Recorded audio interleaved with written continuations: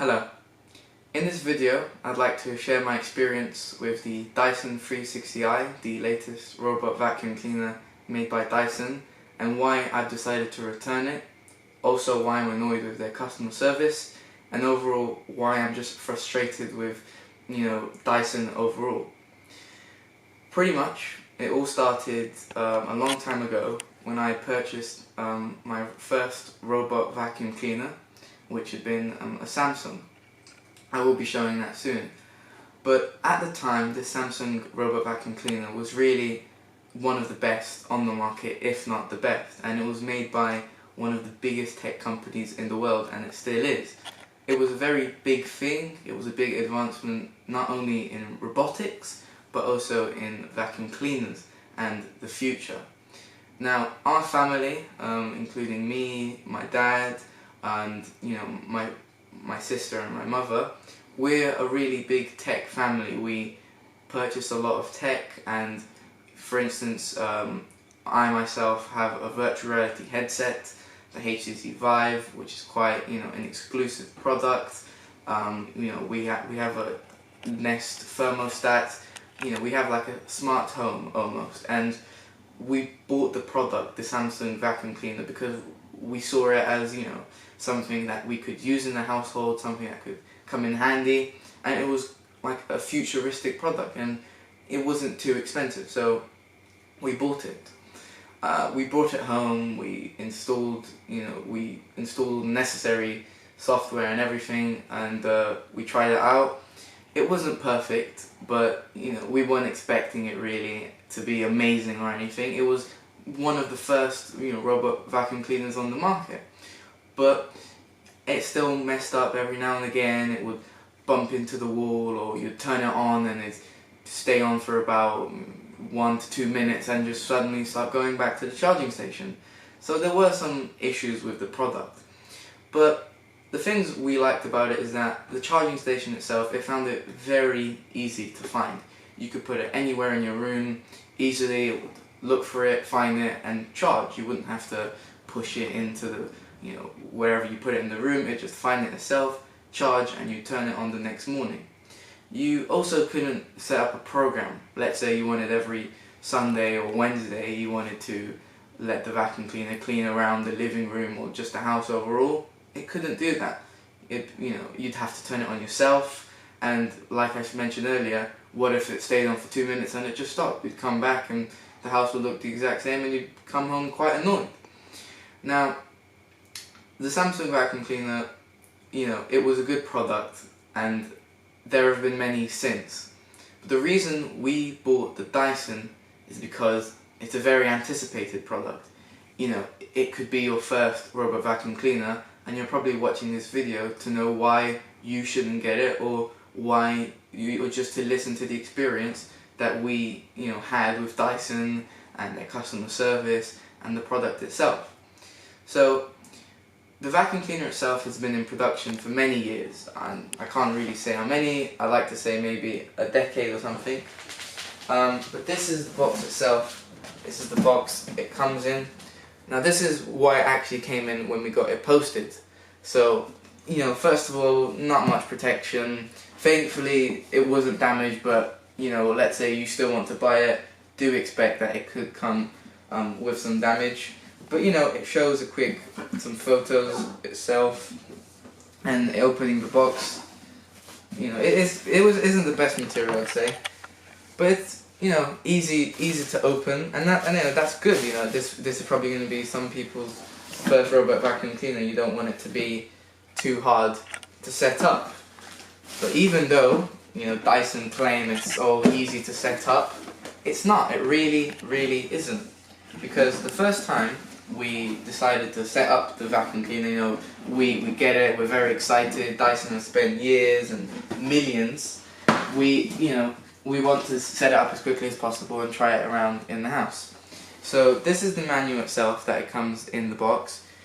The manual itself, look, easy. Look how nice that looks. You've got for iOS, for Android, they've really figured everything out, and it looks nice, but it's like a trick. It's tricking you. It looks simple. Look at that. It looks great. It looks like a piece of cake. You expect it to have it ready in no time. But when we actually decided to set up the vacuum cleaner, we saw that it wasn't working at all. We couldn't, I mean, it was working, but we couldn't set up a program. That was one of the big reasons we bought it, you know. It's one of the first that you can set up a program. You can say, oh, from 7 o'clock, you know, do this, or maybe just control it from your phone. You're upstairs, you know, you're about to leave the house, or you're away and you realize, oh, you know, the house is a bit dirty from the morning. Control it from your phone, you know, let it roam around, you know, it's great. And if you want to see the vacuum cleaner, it's right over here. And you know, it's a small device, and this back here is the charging station. Again, slick design and everything, even the wall charger itself, you know, it looks nice, it looks like it'd be a good product. But in the manual, one of the most, you know, frustrating or stupid design ideas was that this charging station, it recommends it to put it in the center of your room. Now we haven't done that because it's ridiculous. Who would put this in the center of your room? You've got guests over and this is just lying in the center of your room. Why would you want that? You know, the stupid recommendation. And then I'd like to show you the Samsung one. Now it's down here, but this is the Samsung vacuum cleaner itself. As you can see, it's the NaviBot. You know, significantly larger than the Dyson itself. We'll get a quick comparison over here. There you go. So it is, you know, wider. The Dyson is much narrower, and but it is taller, as you can see. And one of the big things with this Dyson is that it has a 360 camera. It says that it won't bump around. Many reviews have said it does, and with experience, it does bump around quite a bit. This is quickly demonstrating how it finds the charging station. As you can see, it's not in the center of the room. It's back here, behind here, and it should easily find it there you go, it's just going in. Also, as you can see, it's got some rubber on the side that helps it against bumps, and this Dyson, it's just kind of this, you know, there's no protection on the sides or anything. You know, it could hit the wall, it could bump, it could get damaged. You know, what if, you know, you don't want to have a product which is, you know, damaged or anything. You want it to look as good as possible. So I think this time it's going to go in. There you go, that was it. It found the charging station, and you hear that beep, it's charging, perfect. This one, we've got to put it in the corner. You can't hide it in an area, because that's one of the biggest things we like about this one. You can put it over here, no one will notice, you can surprise your guests, say, oh, look at this. But this one is just lying over there, and it's not really an appealing design. But let's go back to the reason we're actually refunding it. So, as I mentioned earlier, when we actually wanted to set it up with our mobile device, it wasn't working. So we contacted Dyson. Not only did we call them, but they didn't help us at all, which is shocking. This product, like I said, anticipated. You can go on the Dyson website itself, you know, and it'll be on the front page. It's a big product, and no one at Dyson knows, you know, how to work with it, how to fix your issues. And it's ridiculous, you know, they spent ages, years, and still it's got bugs and this and that. It's not right, you know, we want a refined product. We want it to be you know, we want it to work, you know. You don't want to wait for a month or two to get some kind of fix, and even then, you know, you could just get another one and it'll work perfectly. And we contacted Dyson, we called them twice. In the end, the actual, you know, to call them and email them, it took 3 hours. That was 3 hours of just messaging Dyson, of calling Dyson, contacting their service, and they didn't help us. We first contacted Dan, and he really couldn't help us at all. This was at 12:15. The line dropped. After that, Dan recommended, well, he said that we would wait for a steward, and ever since then we didn't get one. Later on we did, but it took about, I don't know, 2 to 3 hours, and we had to wait for a steward to call us. In the end, Victor, who had called us, he said that if he wants an engineer could come over and he could swap it for us. But we've just decided, you know, ever since it hasn't been working properly, we've you know, done some research, and there are many other good ones out there that are, you know, thinner, that are as good or even better and cheaper.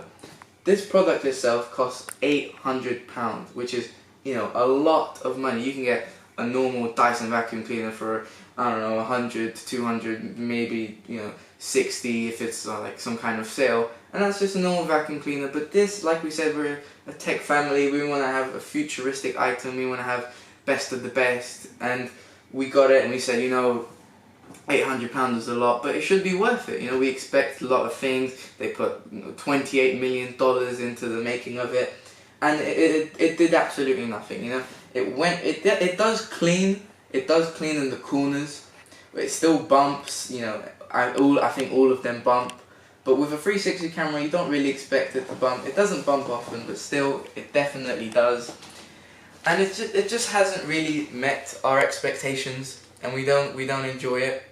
Now this is going to be a quick overview. Even now, that took a while to actually turn on, but we want to control it with our phone. And if you just look at it now, it's just preparing. With the Samsung, if you saw it, that was quickly turned on, quickly started, you know, searching for the charging station. This one, still waiting. It's ridiculous, it really is. So if you are in the market for a Dyson, you know, 360i, there you go. As you can see, it didn't bump into the box there. You know, it doesn't bump often. It still does bump, but it does an okay job. It is very loud. That is one of the most shocking things. It's not really shocking, but, you know, it is quite a loud vacuum cleaner, and you kind of don't want it to be. But as you can see, it's doing its job. But for £800, you can get a machine that's cheaper, better, and just cleans the house, smaller, everything. So I'm going to quickly stop it in a second. So that's just showing you even now, look, didn't bump there, but there you go, that stops it. And in here, I believe we've got the actual place where all the dust goes over there. It does collect quite a few, but it's not really a big area, you know. You're going to have to change that quite a bit. Even now it needs changing, and we've used it for about 1 to 2 hours, so it's not really a big area. The Samsung, you can have it for, you know, 3 to 5 hours, and then you can change it. So overall, the Dyson 360i, it had a lot of potential, and Dyson put a lot of money and a lot of work into the product, but it hasn't paid off. They've just given us a product that's not finished, which is ridiculous. You know, we've waited ages for this product, they spent so much money, and we've gotten nothing. There are products on the market for £300 to £500, and you're saving, you know, £500 maybe, and you're getting a much better product that might bump in more often, but, you know, might have some rubber on the sides to protect it. Probably, you know, it'll clean better, and you'll get to actually link it to your phone, which is the most ridiculous thing. That's one of the biggest selling points, and still it just doesn't function properly. Anyways, that's been my experience with the Dyson 360i, and the whole reason why we have decided to refund it, and why you should think about it as well. Bye.